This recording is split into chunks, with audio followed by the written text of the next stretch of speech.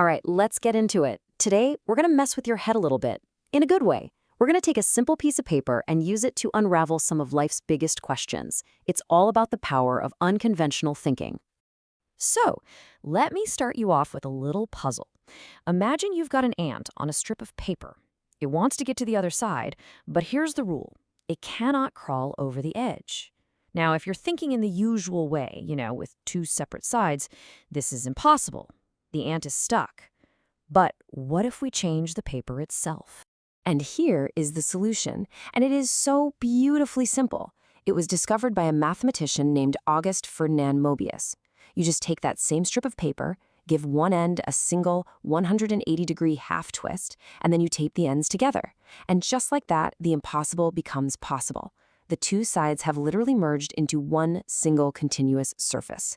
This thing is called a Mobius strip, and believe me, it's way more than a cool party trick. It's a perfect model for a whole new way of thinking. See, the Mobius strip shows us that things we think are totally separate, like two different sides, can actually be part of a single unified whole. So let's take this wild idea and apply it to some of the biggest opposites that we use to define our world. Okay, let's start with something basic, up and down. Seems pretty obvious, right? The sky is up, the ground is down. But just think about the Earth for a second. If you're standing at the North Pole, is somebody at the South Pole down from you? No, of course not. When you zoom out and look from space, there is no up or down. It's all just relative. That whole opposition is just an illusion created by our limited perspective. What about success and failure? We are obsessed with this, right? We build our entire lives around this idea of winning or losing. But unconventional thinking would say, hey, these aren't opposites at all. They're just different points on the same continuous journey. On the Mobius strip of your life, where does success really end and failure begin? They just flow into each other. And this leads us to the idea of having and not having. Now, here's a real paradox for you. The more you chase stuff, material things, the more you might end up feeling like you have nothing that actually matters. And then you have figures like Laozi or Jesus, who owned basically nothing, yet people say they owned everything. It's a total 180-degree flip in how we think about wealth. This quote just nails it. Think about it, like the law of conservation of energy. It's as if life has to stay balanced. So if you gain a ton of wealth, maybe you lose something else, like your free time or your peace of mind. Every gain comes with a loss somewhere else. The total kind of always stays the same. All right, now we're going to take this idea to the biggest opposition of them all, life and death. I mean, if a simple twist in a piece of paper can unite two sides, could a similar twist in our thinking unite these two things that we see as the ultimate, absolute opposites? This ancient text suggests exactly that. It's not a one-way street from life to death. It's a cycle. Death isn't just an end, it's a transformation, a root that new life grows from. Now, this might sound like just a nice philosophical idea, but there are some really fascinating documented stories that make you question our straight-line view of life. Okay, so picture this. The year is 1926, in Delhi, India. A little girl named Shanti Devi is born.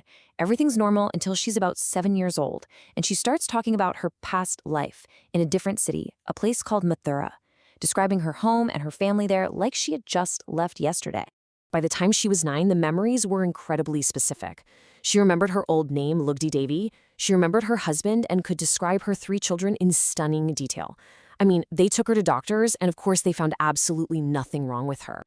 This case got so much attention that a committee was actually formed by the government to investigate it. They took Shanti to Mathura, a city she had never, ever been to in this life. And what happened next is just mind-blowing. She led them straight to her former home. She recognized family members in a crowd. She even spoke in the local dialect. Every single detail she had claimed turned out to be true. A story like that really forces you to stop and question things, doesn't it? It makes you wonder, what if by thinking conventionally, like we're living on that flat two-sided piece of paper, we're creating huge blind spots for ourselves? What if we're missing the whole picture? And these blind spots, they show up all over the place in real life.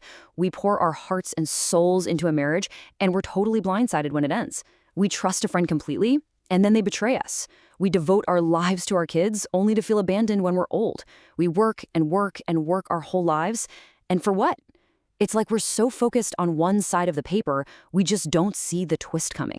A lot of this conventional thinking gets baked into our brains through all those common sayings and aphorisms we hear all the time. We just accept them as truths without ever really thinking about them. So, just for fun, let's try flipping a few of them 180 degrees. We have all heard this one a million times. Failure is the mother of success. But what if we flip it? This unconventional take argues that actually, success is the mother of success. Success builds momentum, it builds confidence, and that makes more success way more likely. How about this one? A newborn calf is not afraid of tigers. We say it to talk about being young and brave, right? But what if we flip it? A newborn tiger is most afraid of cows. Why would that be? Well, because the little tiger hasn't learned that it's a predator yet. It's all about perspective. And finally, we're always told that an outsider, a viewer, sees things more clearly. But this perspective flips that whole idea on its head. It says the person who's actually in the situation, in the maze, has the most information. They can feel all the twists and turns. The outsider only sees a tiny piece of the puzzle and is often the one who's truly confused. So we've gone from a paper puzzle to life and death, all the way to the common wisdom we live our lives by. And all of these different examples, they all point to one single incredibly powerful idea. The key that unlocks every single one of these puzzles, the thing that turns the impossible into the possible, that turns two separate sides into one unified whole, is that simple 180-degree flip.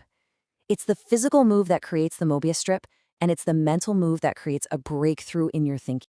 So, this act of flipping your perspective, it's not just some clever mind game. It's a fundamental tool. It's a key, just like the quote says, for getting closer to the truth of how the world really truly works. So, I'll leave you with this question.